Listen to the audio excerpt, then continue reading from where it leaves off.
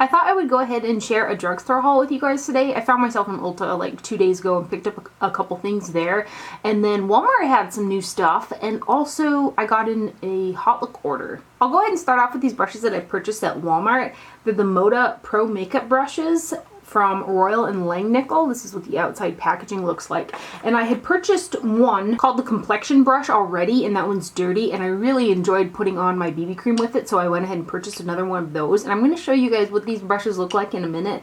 And then I purchased the contour brush, and then also the multi-purpose powder is what this one is called.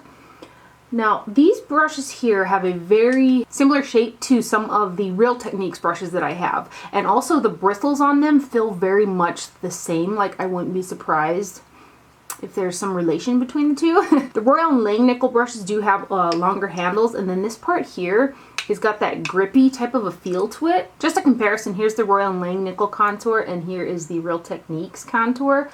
They are, I mean, they're pretty much the same brush as far as the head goes. And then this one is the Expert Face brush, mine is dirty, and the Complexion brush.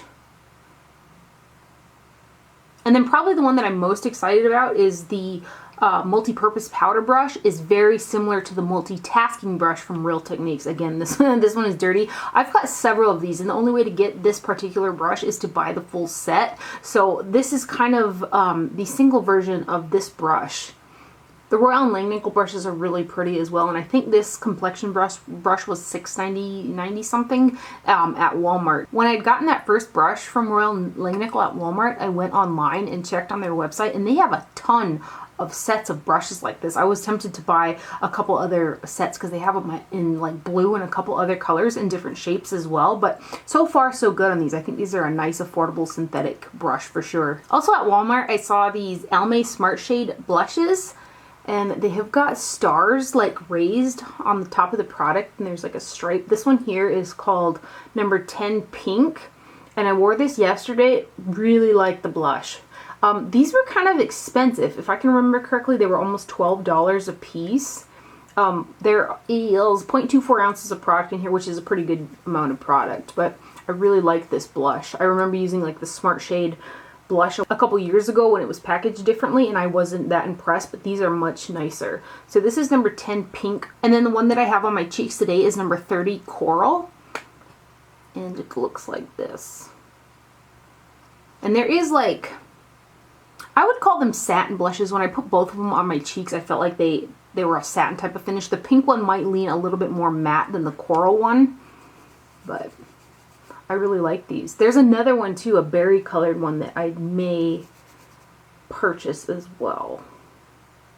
So there's the coral and there's the pink. They also have these new Maybelline Color Jolt Intense lip paints, and I purchased number 10 Never Bare, and that's what I have on my lips today. I would call this like a less sticky, kind of easier to wear formula than something like the OCC Lip Tars.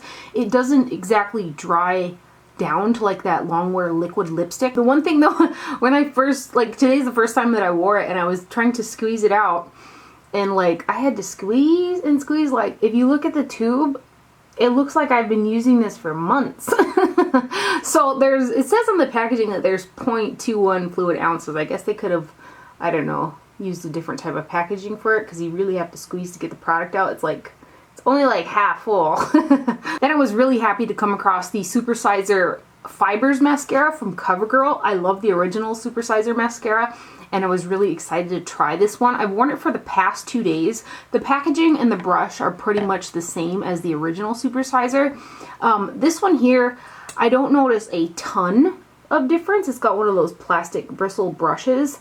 I don't notice a ton of difference between the original and this one, other than there may be a tiny bit more length and a little less volume with the Supersizer Fibers as compared to the original. I've been enjoying it so far. No smudging or no flaking, but I might like the look of the original a tiny bit better than the Fibers, although there isn't like a super ton of difference. Then at Ulta, I saw a display for these new L'Oreal Glam Bronzer for Face and Body bronzers, and I picked up the shade 03 Deep, which is the darkest one, but I just like the tone of it. There was something real reddy, or like red about it, that I just really like. So I thought if I use a fluffy brush and, you know, lightly dust it on my face, I'm going to get that really sun-kissed, kind of sunburnt type of a bronze out of it. And that's what it does. If I pack it on too heavy, it'll start to look a little bit muddy because it is that deep shade and I have fair skin. But with a fluffy brush, it looks really pretty. This is what I have on my face today as my bronzer.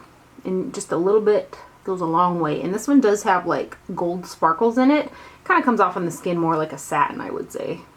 See how dark that is? But I just like the tone of it. It's a little blended out. So that is number 3 deep from the Glam Bronze L'Oreal line. I also purchased 2 more of the Makeup Revolution, the matte blushes.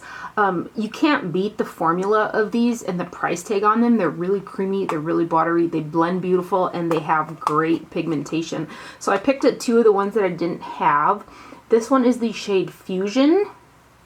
They're just so, oh my gosh, they're so buttery. I want to say these are like $3. So there is Fusion. And the other shade that I purchased is in the shade Nude, which I guess would be a little bit lighter than the Fusion shade. And there is one more, like a real red coral that I would like to get as well. NYX was buy one get one half off at Ulta, so I finally went ahead and purchased 2 of the NYX Avant Pop palettes. And these, with the buy one get one 50% off, they ended up being about $12, and that's quite spendy, I think, in terms of drugstore. But then, like, when I look at the Revlon palettes, they came out with some nude palettes, and then also the Maybelline palettes. Those are like $10 as well, and I think that the quality of these is a lot better than those. So if you can get them buy one get one 50% off, then I think that they're worth it. I do like the Ultimate palettes. They came out with 4 Ultimate larger palettes. I did do a video on those. I really liked those palettes. These ones I like, but I don't like them as much as the Ultimates. I'm wearing the one called Nouveau Chic on my eyes today, and I thought that it's kind of a sheer palette. I thought that I was going to get a little bit more oomph out of it, but everything's a little bit subdued, which isn't necessarily a bad thing, because not everybody wants to, you know, wear the brightest purple eyeshadow in the world. Somebody might want to wear purple in more of a natural type of a way, and that would be a palette like this that would give that to you. I felt that they blend really nice, but they're a little bit less intense than I would have liked to see. But let me swatch a couple. I have this one on the lid, this one on the outer portion. I've got this guy through the crease, this one underneath the brow bone. And this color here really reminded me of that NARS Dual Intensity eyeshadow that came out. But then once I finished the look, it just doesn't look quite as intense as it had when I first put it on. It kind of faded. But you can kind of see that they're a little bit more sheer. And then this one is Surreal My Heart. I haven't used this one just yet, but the formula is the same on the 2. Ooh, that color there. Geez, maybe I should have used this one today.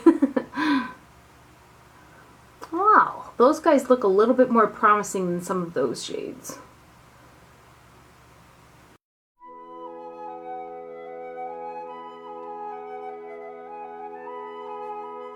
I heard Kristen Game rave about this Clio brand highlighter, like C-L-I-O, and it was a white, like, baked highlighter, and I think she mentioned it in her favorites and stuff. I'll link her channel down below. But I was browsing on Hautelook, and I noticed that the Clio brand was on Hautelook. I originally went to their website after I saw her video, and these were like $30-some a piece, and I was like, I had them in my cart, but I didn't check out with them. And so luckily enough, I forgot about it, and then I found them on Hautelook, so I purchased 4 of the products. And the packaging on these is really, really cute. I believe this is a Korean brand. It does say formulated in Italy on the back.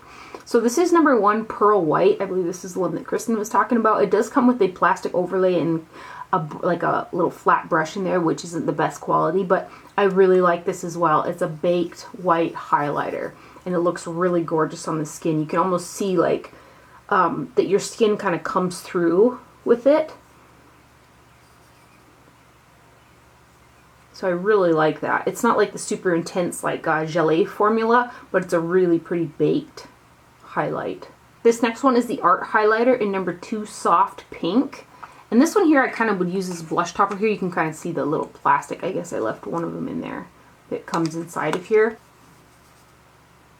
And the texture on this guy isn't quite as nice as the texture on the white one. It's a little bit more chunky and not as smooth. But I'd probably use this more as a blush topper. This one is one of the Art blushers, and it's in the shade 5 Orange Peach.